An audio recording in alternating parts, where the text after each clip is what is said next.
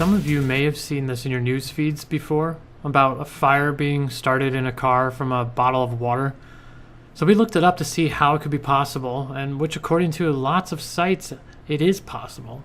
And then we watched some videos to learn how to start a fire with a bottle of water.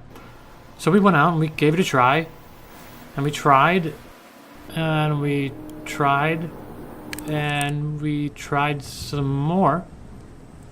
I didn't include or count all the times we tried to get it to work, but it doesn't matter because we couldn't get it to work.